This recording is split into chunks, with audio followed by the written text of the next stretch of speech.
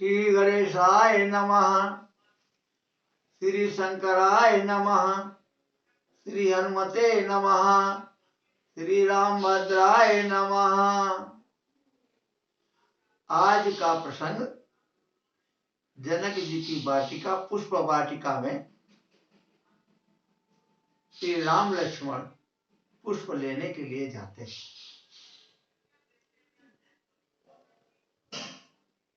समय जान गुरु आए सुपाई, लेन प्रसून चले दो भाई। गुरु विश्वामित्र जी की आज्ञा पाकर के और फूल लेने के लिए दोनों भाई जनक जी की पुष्प वाटिका की ओर चलते हैं। यहां पर एक उल्लेख किया गया है, समय जान। जान पड़ता है गुरु विश्वामित्र जी ज्ञानी तो थे ही, विज्ञानी भी थे और ज्योतिष शास्त्र के ज्ञाता भी थे। कैसे कि यहां पर उन्होंने समय विचारा कि राम लक्ष्मण पुष्प लेने वाटिका में जा रहे हैं और उधर से जानकी जी गौरा जी की पूजा करने के लिए आ रहे हैं। तो समय का ऐसा संयोग है कि दोनों का मिलन वहां हो सकता है, ऐसा विचार किया।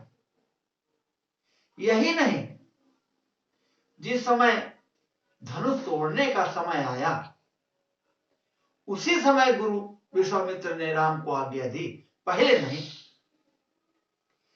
विश्वामित्र समय शुभ जानी, बोले अति स्नेहमय वाणी। उठौ राम भंजौ भव चापा, मिटौ तात जनक परितापा। उसी समय जब समय उचित आया तभी धनुष तोड़ने के लिए विश्वामित्र जी ने राम से कहा, उसके पहले नहीं। तो इस प्रसंग से ये ज्ञात होता है कि मुनि विश्वामित्र जी ज्योतिष शास्त्र के भी ज्ञाता थे। भूप वारुवर देखे उजाई, जहां वसंत ऋतु रही अलु भाई। चौदस चितई पूछी माली गण, लगे लेन दल फूल मुदित मनो। अब प्रभु पहुंच गए पुष्प वाटिका के पास। अब वो चारों दिशाओं की ओर देख रहे हैं, उत्तर दक्षिण पूरब पश्चिम। यहां एक भाव पैदा होता है। वो भाव क्या है कि भगवान चारों दिशाओं की ओर क्यों देख रहे हैं? उन्हों की बात की दिशा की ओर देखना चाहिए। तो ये संतों का भाव है कि प्रभु के चार नाम रूप लीला धाम, इन चारों का विचार किया। उन्होंने अपने चार भावों का विचार किया, दास्य भाव, साख्य भाव, भक्ति भाव और स्वामी भाव। चहु दिस चितई पूछी मालीगन, चार सिद्धांतों की ओर देखा, ज्ञान, उपासना, कर्म, शरणागति। चार वेदों का याद स्मरण किया, ऋग्वेद, सामवेद, यजुर्वेद और अथर्ववेद। फिर चार वेद के अंगों का स्मरण किया, संहिता, ब्राह्मण, आर्यन, उपनिषद। फिर चार संध्याओं की ओर देखा, प्रातःकाल संध्या, मध्याह्न संध्या, सायं संध्या और तुरीय संध्या। उसके बाद वो माली गणों से पूछने लगे। अब एक बात यहां आती है कि सीता जी की जहां पर बगिया है, उस बगिया में तो माली कैसे रह सकते हैं? वहां पुरुष का तो निषेध है। तो संतों का ये भाव है कि माली मां माने सीता जी और आली माने सीता की सखियां। तो वहां पर सीता जी की सखियां ही माली का कार्य कर रही थी। प्रभु ने उन सखियां रूपी मालियों से पूछा और पूछ करके फूल और जल लेने लगे। तही अवसर सीता तह आई, गिरजा पूजन जननी पठाई। उसी समय सीता जी उस बगिया में प्रवेश करती हैं और माता सुनैना ने उनको गिरजा भवानी की पूजा करने के लिए भेजा। संग सखी सब सुभग सयानी, गावहि गीत मनोहर वाणी। साथ में 8 सखियां हैं, सब सुभग हैं, सुंदर हैं और बड़ी मनोहर वाणी में गीत गा रही हैं। पूजा की न अधिक अनुरागा, निज अनुरूप सुभग वर मांगा। सीता जी ने गौरा जी की पूजा की और बड़े प्रेम से पूजा करने के बाद उन्होंने अपने अनुरूप सुंदर वर की कामना की, प्रार्थना की। उसी समय सीता जी पूजा ही कर रही थी तो उन 8 सखियों में से एक चतुर सखी वहां से हट करके और बगीचा देखने चली गई। तो उसने देखा कि उस बगीचे में वही 2 सुंदर राजकुमार जिन्होंने जनकपुर की गलियों में सबको दर्शन दिए थे, वही पुष्प वाटिका में पुष्प लेने के लिए आए और इतना देख करके वो सीता के पास प्रेम से विह्वल होकर के पहुंची और उसने कहा कि देखन बाबू कुंवर 2 आए, वह किशोर सब भांति सुहाए। कि वही दोनों श्यामले और गोरे रंग के किशोर बाघ को देखने के लिए आए हुए हैं, सब प्रकार से सुंदर प्रतीत होते हैं। श्याम गौरी की कहाऊं बखानी, गिरा नैन नैन विनुवानी। वो श्यामले रंग के और गोरे रंग के दोनों किशोर हैं, उनकी शोभा का बखान कैसे किया जाए, क्योंकि नेत्रों ने देखा है, उनके वाणी नहीं है और वाणी जो बोल सकती है उसके नेत्र नहीं, इसलिए हम उनका वर्णन नहीं कर सकते। सीता जी ने जब उसके वचन को सुना तो चली अग्र करी प्रिय सखी सोई, प्रीति पुरातन लखई न कोई। तो सीता जी सखियों ने उनको आगे करके और बगिया की ओर चल दी। सीता जी की और राम की जो पुरातन प्रीति है उसको कोई नहीं जानता है, वो सीता मैया ही जानती। इधर राम ने सीता जी के आने की, उनके कंकनों की, किंकिर की और नूपुरों की धुन को सुनकर के लक्ष्मण से कहने लगे, कंकन किंकिन नूपुर धुन सुनी, कहत लखन सन राम हृदय गुनी, मनौ मदन दुंदुभि दीनी, मनसा विश्व विजय कह कीने। कि हे लक्ष्मण, ये कंकनों की और किंकिन की, नूपुरों की धुन सुनाई दे रही है, ऐसा मालूम देता है कि कामदेव ने सारे संसार को विजय करने के लिए अपना डंका पीट किया। अस कही फिर चितए तेहि ओरा, सिय मुख शशि भय नयन चकोरा। अब इतना कहने के बाद उन्होंने जैसे ही ऊपर की ओर देखा तो सामने सीता जी दिखाई दी, तो उनका मुख देख करके भगवान राम के नेत्र जो थे वो चकोर बन गए। भय विलोचन चारु अचंचल, मनौ सकुच निमित जे दिगंचल। भगवान के नेत्र ऐसे ऐसे रुक गए, स्थिर हो गए कि जान पड़ता था कि जो हमारे नेत्रों पलकों पर निमि का वास रहता है, तो उन राजा निमि ने वास छोड़ दिया। ये निमि राजा जो हैं ये जनक के पूर्वज हैं। तो यहां प्रभाव ये है कि जब जनक की पुत्री सीता जी के मुख को राम ने देखा और उनके नेत्रों की टकटकी लग गई। तब निमि ने सोचा कि हम अपने वंश की पुत्री के साथ ये जो राम का मिलन है उसको ना देखें, इसलिए उन्होंने पलकों से हटना उचित समझा। कहा गए चितवत चकित चहु दिश सीता, कहा गए नृप किशोर मनु चिंता। अब सीता जी इधर उधर देख रही हैं, अभी उनको राजकुमारों के दर्शन नहीं हुए हैं, तो मन में चिंता है कि वो कहां चले गए। लता ओट तब सखी न लखाए, श्यामल गौर किशोर सुहाए। उसी समय सखियों ने लता की ओट से उनको राम के दर्शन कराए। राम लक्ष्मण श्यामले और गोरे रंग के बड़े शोभायमान दिखाई दे रहे थे। तो सीता जी ने जब उनके रूप को देखा तो उनको भी उनके नेत्र जो थे वो ललचाने लगे।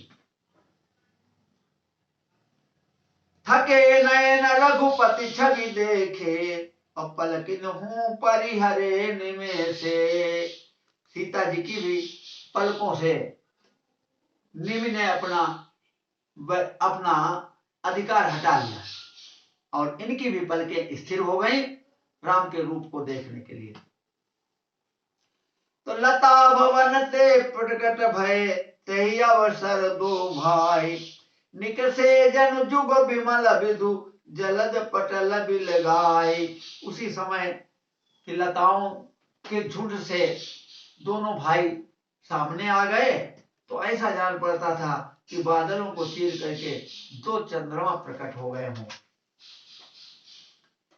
तो धरि धीरज एक आली सयानी, सीतासन बोली गही पानी, बहुरी गौरी कर ध्यान करे हूँ, भूप किशोर देख किन लेहू। एक सखी जो थी धैर्य धारण करके सीता जी से हाथ जोड़कर बोली कि पहले इनका दर्शन कर लीजिए और गौरी की पूजा बाद में कर लेना। इतना कहते ही सीता जी संकोच के बस अपने नेत्र खोले और सन्मुख दोनों राजकुमारों को देखा।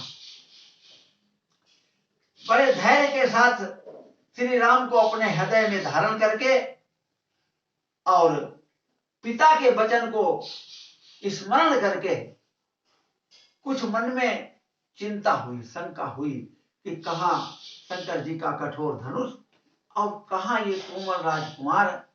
प्रतिज्ञा के हिसाब से अगर ना तोड़ पाया तो ये हमको कैसे मिल सकते हैं। ये संशय लेकर के सीता जी वहां से वापस लौटी।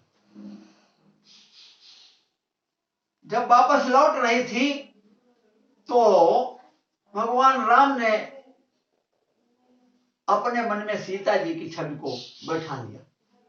परम प्रेममय मृदुमसिकीनी, चारु चित्त भीति लिख लीनी।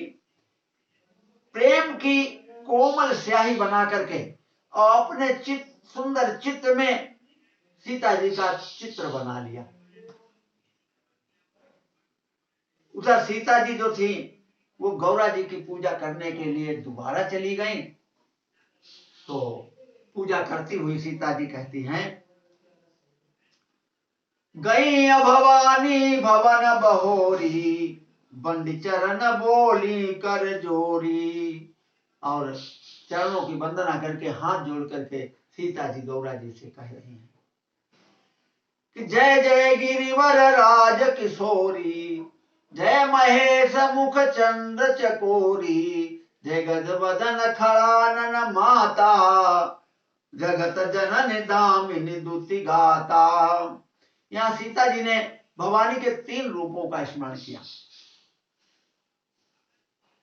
कौन कौन से रूप? पहला रूप तो पुत्री का कि जय जय गिरिवर राज किशोरी, ये गिरिराज की पुत्री। दूसरा रूप पत्नी का, जय महेश मुख चंद्र चकोरी, ये शिव जी की पत्नी है। और तीसरा रूप था माता का, जय गज बदन खड़ानन माता, ये गजानन गणेश जी की और खरानन कार्तिकेय की माता। प्रत्येक स्त्री के 3 रूप होते हैं। वो किसी की पुत्री होती है, फिर किसी की पत्नी होती है, उसके बाद किसी की माता होती है। वही 3 रूपों का स्मरण श्री भवानी सीता जी कर रही हैं। फिर सीता जी ने आगे वंदना प्रकरण को बढ़ाते हुए मैया के अन्य रूपों का भी स्मरण किया कि नहीं तब आदि मध्य अवसाना, अमित प्रभाव वेद नहीं जाना, भव भव विभव पराभव कारिणी, विषभु मोहनि सुबस बिहारिणी, सेवत तो सुलभ फलचारी, वरदायिनी पुरारी पिहारी, देवी पूजी पद कमल तुम्हारे, सुनर मुनि सब होई सुखारे, उन मनोरथ जान उन्हीं के, बसौ सदा उर पुर सबही के, किन्हु प्रकट न कारण तेहि, अस कई चरण गए वै देहि, विनय प्रेम बस भैया भवानी, खसी माल मूरति मुस्कानी, सुन से सत्य अशीष हमारी, पूजिय मन कामना तुम्हारी। जब सीता जी ने इस प्रकार से विनम्र भाव से भवानी की पूजा की और इस पूजा को जो कुंवारी कन्या करेगी उसके भी मनोरथ पूर्ण होंगे और मन चाहा उसे वर प्राप्त होगा, लेकिन निरंतर इन चौपाइयों का पाठ करना।